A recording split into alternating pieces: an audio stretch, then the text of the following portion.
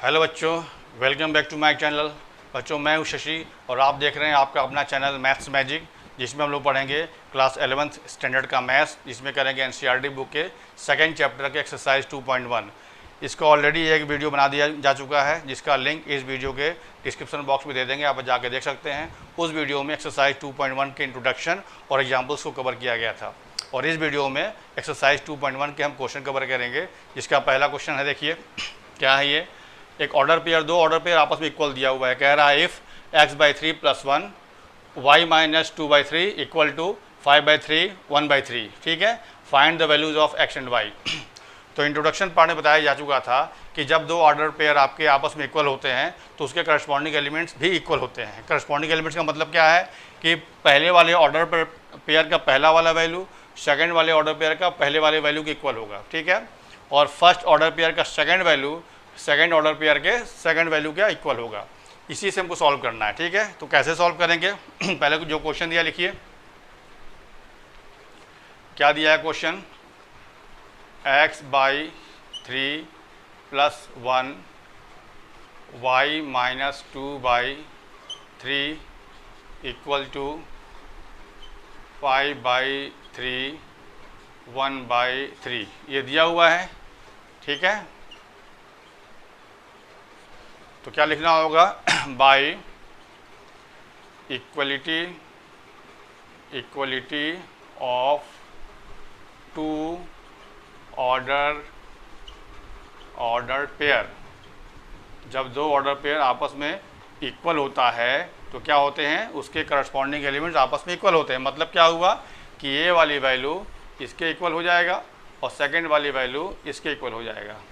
इसी से हमको इसको सॉल्व करना है। ठीक है, तो क्या मिलेगा? देखिए, this implies that x/3 + 1 equal to 5/3। ठीक, ये मिला। एंड दूसरा वैल्यू क्या हो जाएगा? सेकंड वाला वैल्यू क्या है ऑर्डर पेयर का?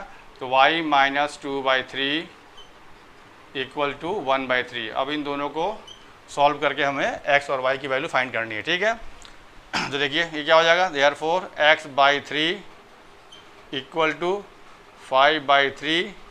इस 1 को उधर ले जाएंगे तो प्लस इधर जाके माइनस हो जाएगा -1। ठीक है, यहाँ से क्या आएगा? एंड y इक्वल टू 1/3, और इसकी जब उधर करेंगे ये माइनस में इधर जाके प्लस हो जाएगा। ठीक है, अब इसको सॉल्व कर लीजिए। तो क्या हो गया? This implied that x/3 equal to, जब एलसीएम लेंगे तो 3 एलसीएम आएगा, ये हो जाएगा 5 - 3 दैट इज़ 2/3। तो यहाँ से हमें क्या मिल जाएगा? Therefore x = 2। नीचे वाली वैल्यू कैंसिल हो जाएगी, 3 और 3 कैंसिल हो जाएगा, तो इसके आ गया 2 आ गया। यहाँ से क्या आएगा? देखिए y इक्वल टू एलसीएम ले 3 तो होगा 1 + 2 दैट इज़ 3/3। ठीक है, तो हो जाएगा y = 1। तो आंसर क्या हो गया? x = 2 and y = 1। ये इसका आंसर हो गया। क्लियर? कॉपी कीजिए, बढ़ते हैं इसके नेक्स्ट क्वेश्चन पर। तो चलिए स्टार्ट करते हैं क्वेश्चन नंबर 2। ये क्या है? देखिए, if the set A has 3 elements and the set B की वैल्यू दी हुई है 3 4 5, then find the number of elements in A cross B। A cross B में जब हमको नंबर ऑफ एलिमेंट्स निकालना होता है तो क्या करना पड़ता है? दोनों सेट में जितने एलिमेंट्स होंगे उनको मल्टीप्लाई कर दीजिए। मतलब एक सेट A में आपका 3 एलिमेंट्स है और सेट B में भी आपके 3 एलिमेंट्स हैं, तो number of elements in A cross B क्या हो जाएगा? दोनों सेट के एलिमेंट्स का प्रोडक्ट, मतलब 3 × 3 9। ठीक है, तो करना कैसे? देखिए, इसको दिया हुआ है because set A has 3 elements. ठीक है, ये चीज़ गिवन है।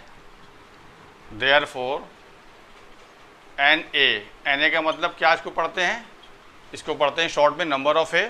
अगर लैंग्वेज में पूरा पढ़ना है, इसका मतलब होता है कि number of elements in set A, इसको लिखते हैं NA = 3 दिया हुआ है।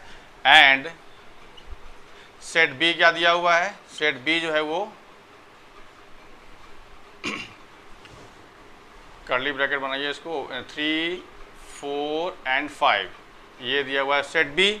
इसका मतलब क्या हुआ, इसमें भी एलिमेंट कितने हुए, काउंट करने पर 3 आ रहा है, इसका मतलब number of element in set B क्या हो जाएगा, वो भी आपका 3 हो जाएगा।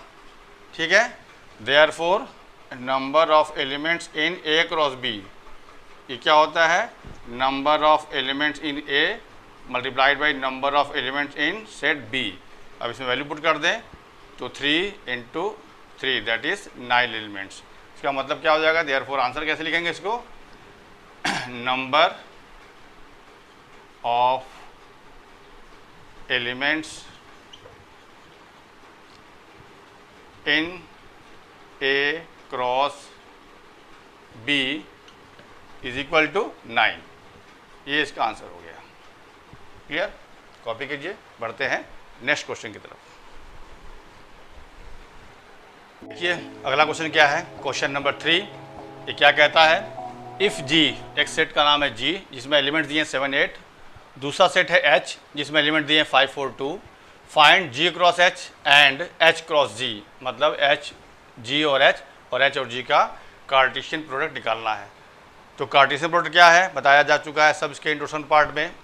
कैसे बनाते हैं, इसमें आपको जो भी इसमें एलिमेंट्स आएंगे वो ऑर्डर पेयर ग्रुप में आएंगे। कितने एलिमेंट्स होंगे आप पता कर सकते हैं, जैसे आपको निकालना है जी क्रॉस एच, तो जी में कितने एलिमेंट्स हैं, 2 एलिमेंट्स हैं, और एच में कितने एलिमेंट्स, 3 एलिमेंट्स हैं, तो 2 इंटू 3 दैट इज 6 एलिमेंट्स होंगे इसमें। ठीक है, वो क्या क्या होंगे देखिए, पहले आप लिखिए सेट क्या दिया हुआ है, सेट दिया हुआ है जी, सेट दिया है 7 8, ठीक है, एंड एच क्या दिया हुआ है 5 4 2, ठीक है। आप डायरेक्ट भी कर सकते हैं, लेकिन अगर हम यहाँ पे डायग्राम बना के समझाएं तो आपको ज़्यादा समझ में आएगा, उसमें गलती होने के चांसेस जब नहीं रहेगा। जैसे मान लीजिए कि आपका ये पहला सेट दिया है जी, ठीक, और ये सेकंड सेट है एच, इसमें क्या क्या एलिमेंट है आप लिख लीजिए। तो इसमें एलिमेंट है 7, इसमें 8, इसमें क्या एलिमेंट है 5 4 2। तो हमें निकालना, जो निकालना है, जैसे पहला निकालना है जी क्रॉस एच, तो इसका जो एलिमेंट बनेगा वो सब ऑर्डर पेयर ग्रुप में, इसके जो एलिमेंट्स होते हैं वो सारे ऑर्डर पेयर में होते हैं। ठीक है, ऑर्डर पेयर का मतलब जैसे हम लोग कोऑर्डिनेट ज्योमेट्री में कोई भी पॉइंट शो करते हैं ना, ब्रैकेट के अंदर कॉमा दे के 2 वैल्यू एक्स वाई, जैसे ही होता है ना इस तरह से, तो इस फॉर्म में शो होगा। मतलब यहाँ का जो इसको ऑर्डर पेयर बोलेंगे, एक्स का मतलब क्या है पहले सेट का वैल्यू होगा, और वाई जो है वो सेकंड सेट का वैल्यू होगा। तो जी क्रॉस एच का मतलब जो पहले लिखा है, जी लिखा है पहले, तो पहले हम जी लेंगे, और एच लिखिएगा पहले तो पहले हम एच लेंगे, जैसे इसमें हमको पहले एच लेना होगा। ठीक है, अब करना क्या है, देखिए सबका बनाना है, ऑर्डर पेयर बनाना है। तो 7 के साथ 5 का पेयर बन जाएगा, फिर 7 के साथ 4 का ही पेयर बनेगा, और फिर 7 के साथ 2 का ही पेयर बनेगा। मतलब जितनी पॉसिबिलिटी होती सारा को लेना है। ठीक, तो इससे पेयर जो बना वो क्या क्या हो गया, देखिए पहला पेयर हो गया 7 5, ठीक है, 7 का 5 से पेयर बना। दूसरा क्या बना पेयर 7 का 4 से, ठीक, ये सेकंड एलिमेंट हो गया। तीसरा क्या बना पेयर 7 का 2 से, ये आपका बन गया तीसरा पेयर। अब आइए 8 से, तो 8 का भी 5 से बनेगा पेयर, इसका भी 4 से बनेगा, इसका 2 से भी बनेगा। तो बाकी जो एलिमेंट होंगे वो क्या होंगे, देखिए 8 का बना 5 से, फिर 8 का बनेगा 4 से, और फिर 8 का बनेगा 2 से। अब इसको काउंट कर लीजिए, 6 एलिमेंट हैं कि नहीं, देखिए 1 2 3 4 5 6। तो ये पहले वाले पार्ट का आंसर हो गया। मतलब जी क्रॉस एच की वैल्यू क्या हो जाएगी, ये जो 6 पेयर लिखा गया ये। अब यहाँ ध्यान ये रखना है कि ऑर्डर पेयर में जो पहले लिखा है जी, तो इसमें सब जो पहला वाला वैल्यू है वो सब पहले सेट का होगा, और जो सेकंड वैल्यू है वो सब सेकंड सेट का होगा। बस ऑर्डर पेयर से आप हम सेट भी पता कर सकते हैं।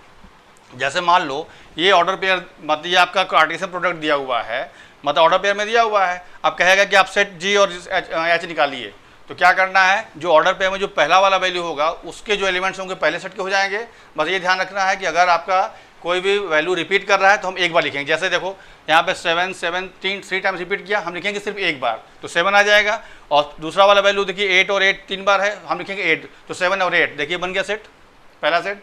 और सेकंड वाला जो वैल्यू है वो सेकंड सेट का होगा, तो यहाँ 5 है 4 है 2 है, 5 है 4 है 2, तो 5 4 2 रिपीट किया तो सिर्फ 5 4 2 आ गया। मतलब आप किसी दो सेट के कार्टेशियन प्रोडक्ट से अगर आपका सेट ना दिया हो तो सेट को भी हम निकाल सकते हैं। ठीक है, अब आइए सेकंड वाले पार्ट पर। जो सेकंड वाला पार्ट में क्या निकालना है, इसी को ऑर्डर पेयर का जो है वो उलट दिया गया है। तो इसमें क्या हो जाएगा, देखिए पहले आपका हो जाएगा H, ठीक, बाद में हो जाएगा G। अब इसमें एलिमेंट H में क्या क्या है, 5, 4, 2 और G में क्या है 7, 8। तो जो इसका बनेगा वो क्या बनेगा, पहला बनेगा ऑर्डर, देखिए 5 का पेयर बनेगा 7 से, 5 का बनेगा 8 से, 2 बन गया। तो हो जाएगा 5, 7 और 5, 8, ठीक। फिर 4 से बनाइए, 4 का बनेगा 7 से और 4 का बनेगा 8 से, तो ये हो जाएगा फिर 4, 7 एंड 4, 8, ठीक। फिर 2 से बनाइए, 2 का 7 से और 2 का 8 से, तो क्या हो जाएगा ये 2, 7 एंड 2, 8। अब काउंट कीजिए, इसमें भी 6 एलिमेंट होंगे, तो 1, 2, 3, 4, 5, 6, ये आंसर हो गया सेकंड वाले पार्ट का।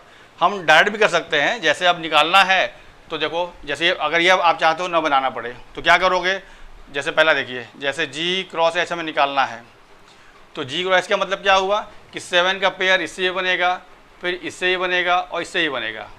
तो बस ऐसे लिख सकते हैं आप डायरेक्ट 7, 5, ठीक है, फिर 7, 4, फिर 7, 2, ठीक है।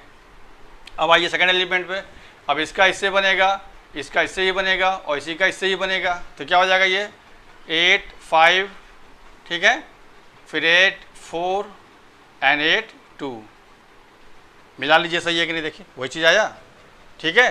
तो आप ये ऑर्डर पेयर मतलब ये डायग्राम बना के करें तो ज़्यादा अच्छा होता है, कोई भी चीज़ छूटता नहीं है, ना तो आप ऐसे भी कर सकते हैं, दोनों तरीका सही है। जब आपको आदत हो जाएगा करने का, प्रैक्टिस हो जाएगा, तो आप इजी वे में बिना और ये डायग्राम बनाए भी कर सकते हैं, ठीक है। कॉपी कर लो, बढ़ते हैं नेक्स्ट क्वेश्चन पर।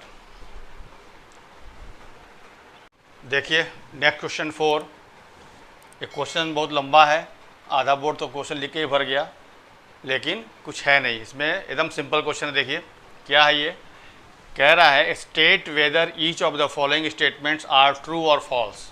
ये 3 स्टेटमेंट दिया हुआ है, आपको बताना है कि वो ट्रू है कि फॉल्स है।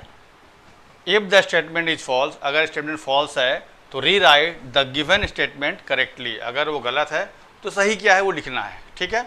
अगर ट्रू है तो कोई बात ही नहीं है, जो लिखा है वो ट्रू है, तो कुछ लिखना नहीं, सिर्फ आंसर लिख देना ट्रू। अब देखिए पहला वाला पार्ट, तो इसका जो पहला वाला पार्ट है इसमें क्या दिया है, सेट P दिया हुआ है M N, ठीक है, और Q दिया हुआ है N M। तो अभी बताए कि और निकालना है देन P क्रॉस Q, मतलब इन दोनों सेट का निकालना है कार्टेशियन प्रोडक्ट। तो अभी बता रहे हैं बार बार कि अगर सेट का एलिमेंट आपको पता हो तो कार्टेशियन प्रोडक्ट में जो एलिमेंट आएंगे वो पता कर सकते हैं।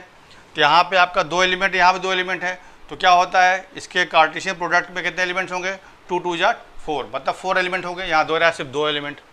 ये ऑर्डर मतलब इसका जो एलिमेंट होगा ऑर्डर पेयर के फॉर्म में होगा। तो ये एक ऑर्डर पेयर बना, एक एलिमेंट हुआ और ये एक एलिमेंट हुआ, तो यहाँ 2 एलिमेंट दे रहा है, इसका मतलब क्या है, ये फॉल्स है। फॉल्स है ना, तो आंसर क्या हो जाएगा इसका, फॉल्स, ठीक है।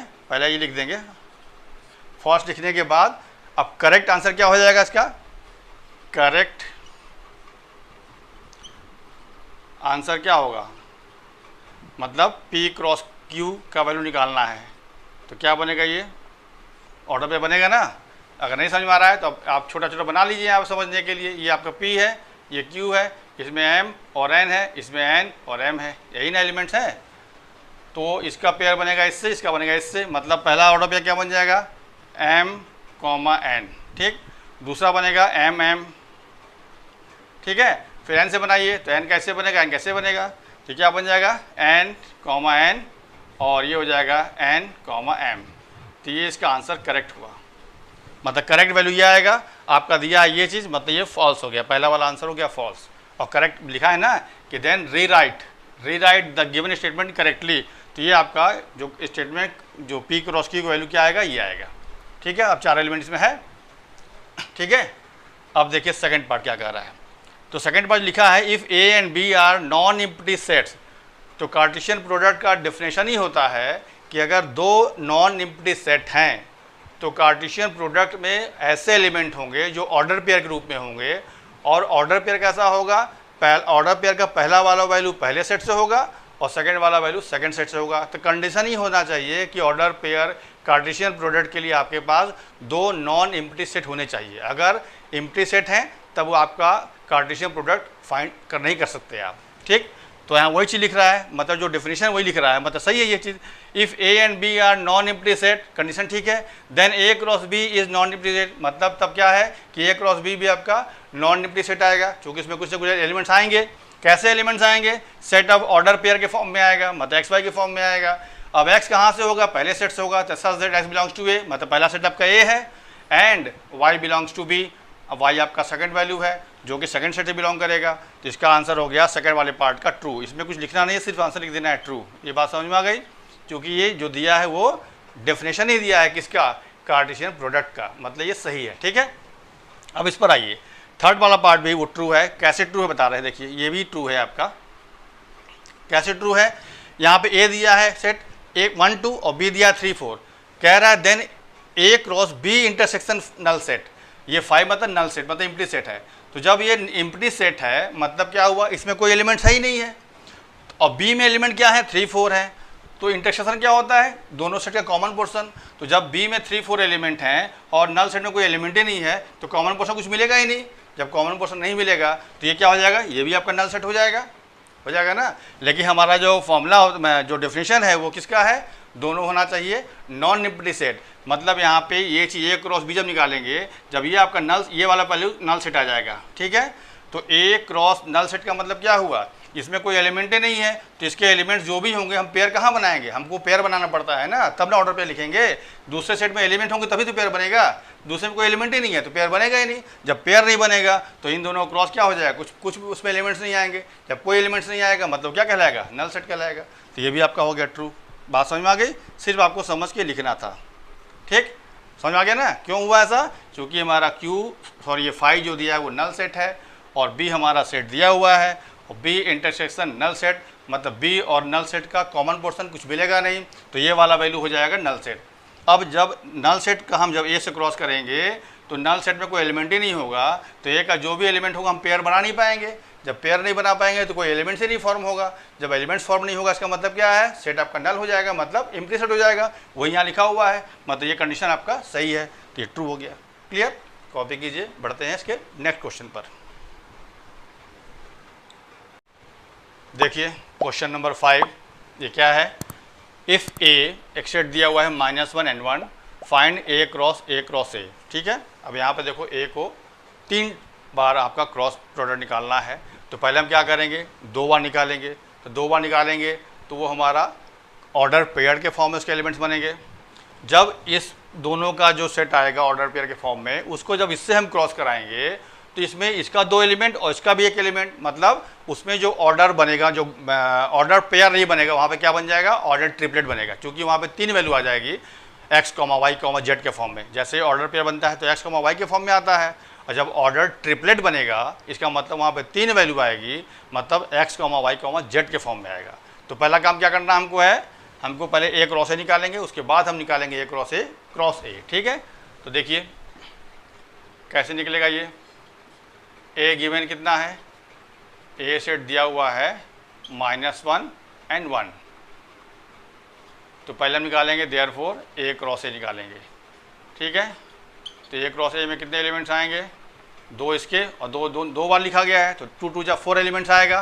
कैसे आएगा? समझने के लिए सबसे आसान तरीका है, आप यहाँ पे 2 सेट, अब चूँकि दोनों ए है तो दोनों ए बना लीजिए। इसमें एलिमेंट्स क्या है? -1 1, इसमें भी वही एलिमेंट होंगे। ठीक है, तो अब बनेगा क्या? पहले वाले का इससे पेयर बनेगा, फिर इससे बनेगा, तो क्या आएगा इसमें?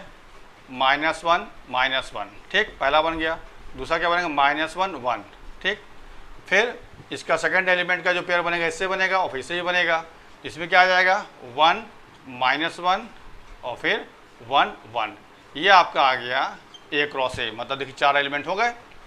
अब निकालना है देयरफॉर ए क्रॉस ए, मतलब इन दोनों को हम अब मान लेंगे एज ए सिंगल सेट।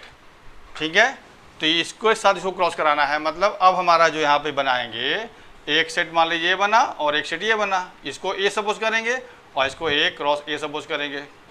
ठीक, अब इसमें जो एलिमेंट होगा ये चारों एलिमेंट लिखना होगा, तो इसमें अब एलिमेंट जो होंगे ऑर्डर पेयर के फॉर्म में होंगे। ठीक,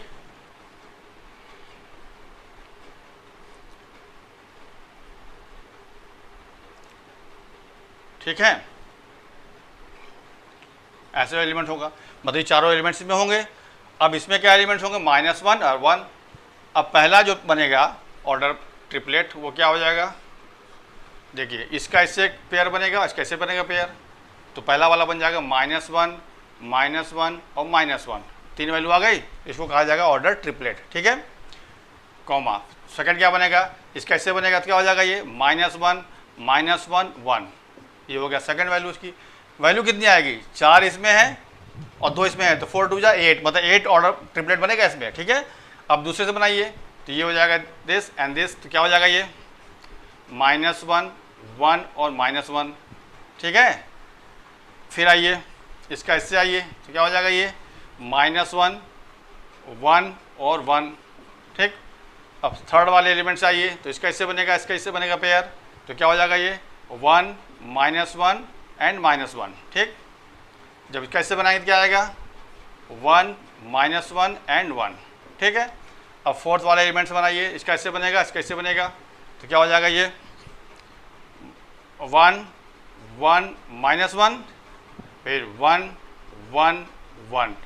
अब काउंट कीजिए, 8 एलिमेंट हुआ ना, 1 2 3 4 5 6 7 8, ये इसका आंसर हो गया।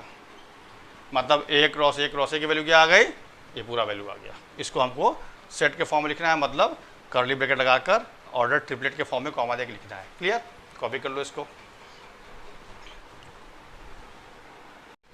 देखिए क्वेश्चन नंबर 6, ये क्या कह रहा है, इफ़ A क्रॉस B दिया हुआ है, AX AY BX BY find A and B।